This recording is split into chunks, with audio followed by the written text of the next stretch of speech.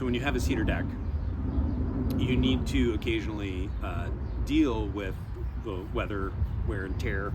My preference is to use penetrating oils as opposed to surface stains like the semi-transparent and all that garbage. It just sits on the top of the deck because it doesn't really do anything for the wood, doesn't like condition the wood in any sort of way, and it just wears off really quickly. Plus, I think that most colors are ugly, you know, the stains. So I just typically am either going to use like a clear paraffin, or this time I think I've got a Cabot, the Australian timber oil.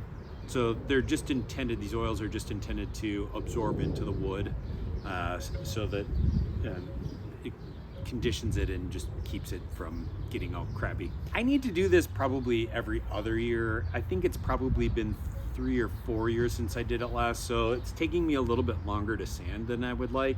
Plus, I only have 100 grit sandpaper. I probably will more than likely stop and get some 60 and 80 grit just to make things go a little bit faster. Let me show you a little bit of a close-up and what I'm talking about in terms of the sanding on what I'm doing on the cedar.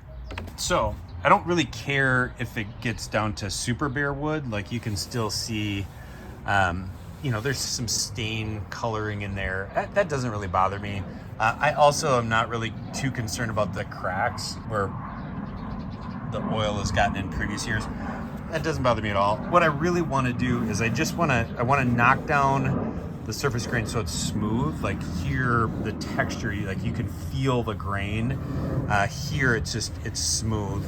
But I don't want to do a super high sanding paper, like a 220 or higher, or even like 120. 100 is about as much as I want, because I do want there to be some more surface scratching that the oil can kind of absorb into. I don't want it to be super smooth, but it definitely has to be better than this.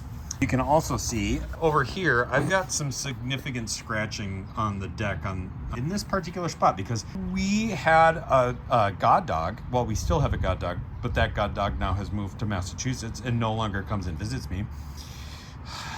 Sigh. But she loved to sit right here, but there's some real significant scratching here that's, you know, pretty deep in some of these spots. So I probably am going to spend a little bit of extra time on that. But I'm going to do this in 2 parts. I've got that side of the deck, which everything is stored on. I'm going to just kind of get up to the end of the stairs here and across and do that hopefully tonight. I don't know what I'll finish. It's getting pretty late already today, but you know, we'll give it a shot. Here on these stairs, where they're exposed to the most amount of rain and sun, they are taking a little bit longer to sand than I would like.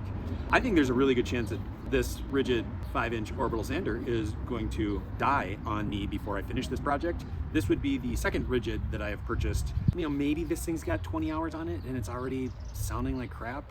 I don't think I'm gonna be buying another rigid orbital sander after the last 2. The price point is fine. I guess if you do light sanding occasionally maybe, but anything worth an extra effort here, it's just too much for this thing.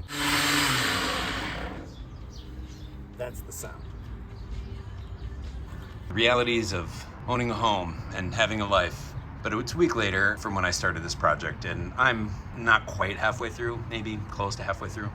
But you can kind of see how over here, which is much more protected from the sun, both because the overhang of the deck shades it more quickly than the front, but also because there's typically that furniture sits over here. But over here, you can see it's in much better condition than over here, where, I mean, there's just a lot more checking and cracking, and the damage from the sun and water exposure is worse over there. I do have some concerns about this transition, where I oiled last week and then where I've got to kind of blend it in this week. I most likely will have to sand back a little bit to try and blend it in. I got to figure that out. You know, all here and then into the outdoor shower area, which is all cleaned out. And so that's today's project. Yeah, well, let's see if we can make it happen. Well, it took 2 weekends, not because it took so long, but just because how weekends work to complete. But I did get everything sanded and oiled.